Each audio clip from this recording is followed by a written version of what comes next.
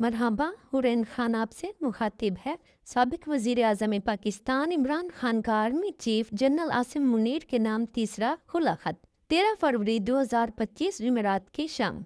मैं अपनी ज़ात के लिए कोई डील या अपनी जमात के लिए किसी से कोई रियायत नहीं मांग रहा।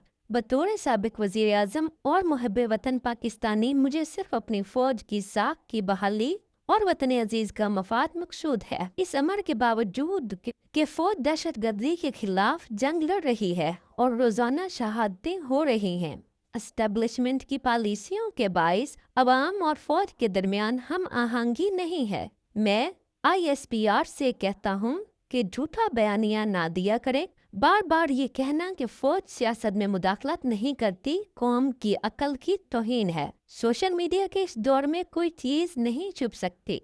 मुल्क का बच्चा बच्चा वाकिफ है कि आर्मी चीफ ही इस मुल्क का निज़ाम चलाते हैं। इंतखाबात में धांधली हो या अरकान पार्लियामेंट की खरीदो फरोख्त, अदलिया की तबाही हो या अवामी राय दही पर कदगन के काले कानून, न सिर्फ हमारी बाशऊर कौम बल्कि आलमी बिरादरी को भी मालूम है कि इसके पीछे कौन है, कौन नामालूम हाथ कार फरमा है। लिहाजा मेरी इनसे गुजारिश है कि गलत बयानी से गुरेज किया करें, क्योंकि ये सिर्फ मनहस इदारा फौज की बदनामी का सबब बनती है। मैं 5 नुकात पर रोशनी डालूंगा जिसकी वजह से पाकिस्तान आज तबाही के दहाने पर खड़ा है। नंबर 1, धांधली ज़दा इंतखाबात के जरिए कौम की जानब से मुस्तरद शुदा चेहरों को मुल्क पर मुसल्लत करना। एस्टेब्लिशमेंट की इस पॉलिसी की वजह से मुल्क का शदीद नुकसान हो रहा है। अभी चंद साल कबल तक जिनके सराय महल और मेफेयर फ्लैट्स जैसी बेशुमार करप्शन की दास्तानें कौम को सुनाई जा रही थी, उन्हीं के लिए पूरी रियासती मशीनरी और एजेंसीज को इस्तेमाल करके कबल अज इंतखाबात बदतरीन धांधली की गई, बल्कि पोलिंग डे और इसके बाद भी तारीख का सबसे बड़ा डाका डाला गया और इनको कौम पर मुसल्लत कर दिया गया। ये बयानी बनाने की कोशिश की जाती है कि शरीफ और जरदारी पर केसेस सियासी नौयत के थे, हालांकि हकीकत ये नहीं है। हमारे दौर में नैब के कोई केसेस नहीं बनाए गए। इंटेलिजेंस एजेंसियों ने इनकी करप्शन के सबूत इकट्ठे किए। जनरल एहतशाम जमीर और फरूक लगारी ने इनके अरबों रुपए करप्शन और मनी लॉन्ड्रिंग के डोजियर दिए थे कि ये लोग कितने करप्ट हैं। नैब तो हमारे कंट्रोल में भी नहीं था। जनरल बाजवा नैब को कंट्रोल करता था। इनके खिलाफ तमाम केसेस हमारे दौर से पहले बनाए गए थे। हमारे दौर में सिर्फ शहबाज शरीफ के खिलाफ मकसूद चपरासी वाला case, Ramzan sugar mill case बना था।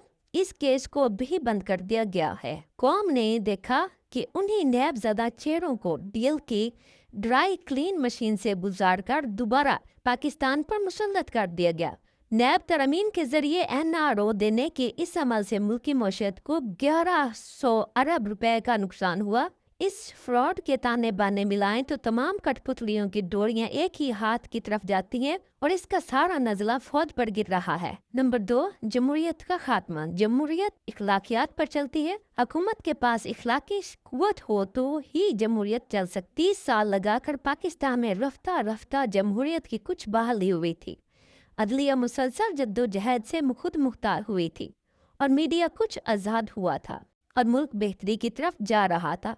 लेकिन पहले साजिश से हमारी हुकूमत को हटाया गया, फिर न सिर्फ एक जेली हुकूमत को मुसल्लत किया गया बल्कि इनको दोबारा मुल्क पर मुसल्लत करने के लिए आइन तोड़ा गया। इंतखाबात मुलतवी किए गए। इलेक्शन से पहले हर आजमाया गया। काजी फायज ईसा के जरिए हमारा निशान छीना गया। हमारी तरजीही उम्मीदवारों को मैदान से हटवाया गया। हत्या के इलेक्शन कैंपेन तक नहीं करने दी गई। ये सब करने के बावजूद जब इलेक्शन में पाकिस्तानी अवाम ने हमें 2/3 से भी ज्यादा नशस्तों पर कामयाब किया तो फॉर्म 47 के जरिए रिजल्ट तब्दील करके सिर्फ 17 सीटें जीतने वाली पार्टी को मुल्क पर मुसल्लत कर दिया गया। और इस इंतखाबी फ्रॉड को छुपाए रखने के लिए और तहरीक इंसाफ को कुचलने की कोशिश में जमहूरियत को मुकम्मल तौर पर पांव तले रोन दिया गया। इलेक्शन ऑडिट के खुद मुख्तार इदारे पतन की रिपोर्ट इस सिलसिले में सबकी आंखें खोलने के लिए काफी है कि कैसे इस मुल्क में जमहूरियत का नुकसान करके धांधली के 64 नए तरीके अपनाए गए। मीडिया पर बदतरीन कदकन लगाकर इंसानी हकूक को पामाल करके जमहूरियत के तमाम सतूनों को बर्बाद कर दिया गया है। लोगों को इनके नुमाइंदगान चुनने का हक नहीं है। अलगर्ज जमहूरियत के तमाम बुनियादी सतून बशमूल खुद मुख्तार अदलिया, हक आज़ादी राय, आज़ाद मीडिया और इंसानी हकूक खत्म कर दिए गए हैं। इस सब के पीछे बुनियादी तौर पर तरीके इंसाफ को कुचलने और इलेक्शन प्रोडक्शन के डाके पर पर्दा डालने की कभी कोशिश कार फरमा है। नंबर 3, तरजीहात की गलत सिमत। सारी दुनिया आगे की जानब सफर करती है मगर हम मुखालिफ सिमत में गामजन हैं। पाकिस्तान को डीप स्ट्रक्चरल रिफॉर्म्स यानी बुनियादी ढांचे में इस्लाहात की जरूरत है, जिसमें इदारों की मजबूती, कानून की हुक्मरानी, इक्तसादी तरक्की, आमदन में इजाफा, अखराजात में कमी, बढ़ती आबादी के साथ रोजगार के मौके पैदा करना, समाजी तहफ़्फ़ुज़, अमन व अमान और मुल्क में नई सरमायाकारी लाना शामिल हैं। इदारों की मजबूती में ही मुल्की तरक्की का राज पोशीदा है। ये काम है और सिर्फ वही हुकूमत कर सकती है। ये काम मुश्किल है और सिर्फ वही हुकूमत कर सकती है जिसके पास अवामी मैंडेट हो और जिसके पास इखलाकी ताकत, मोरल अथॉरिटी हो। इस्लाहात करना एनआरओ और जेल सादी से इक़्तिदार लेने वालों की बस की बात नहीं है। यहाँ जेली पार्लियामेंट है, जेली एमएनएज हैं, जेली वजीर हैं और जेली सदर है। इनका एजेंडा सिर्फ रेन ऑफ टेरर, खौफ और हरास फैलाकर अपने तसल्लुत को बरकरार रखना है। मुल्क में इस्तेकाम तब आता है जब कानून की हुक्मरानी हो और जमहूर को आज़ादी हासिल हो। यहाँ तो 21वीं सदी में ये हाल है कि इंटरनेट तक बंदिश का शिकार है। आईटी के इस दौर में लोग न सिर्फ तालीमी व समाजी बल्कि माशी तौर पर भी इंटरनेट पर मुनहसर हैं। इसके मुनक़ता हो जाने से पहले से ही तबाही के दहाने पर खड़ी मईशत को मजीद सद पहुँच रही है। वर्ल्ड जस्टिस प्रोजेक्ट के रोल ऑफ लॉ इंडेक्स में हम 26वीं तरमीम के बाद सिर्फ गिनती के चंद ममालिक से आगे हैं। द इकोनॉमिस्ट के इंटेलिजेंस यूनिट, द इकोनॉमिस्ट के इंटेलिजेंस यूनिट के डेमोक्रेसी इंडेक्स में हम हाइब्रिड निज़ाम से आमराना इस्तबदाना निज़ाम की जानिब गामजन हैं। इस तरह मुल्क में अमन सिर्फ तब आएगा जब अपने पड़ोसी ममालिक से तल्लाकात की पॉलिसियों को बेहतर करने, तल्लाकात की पॉलिसियों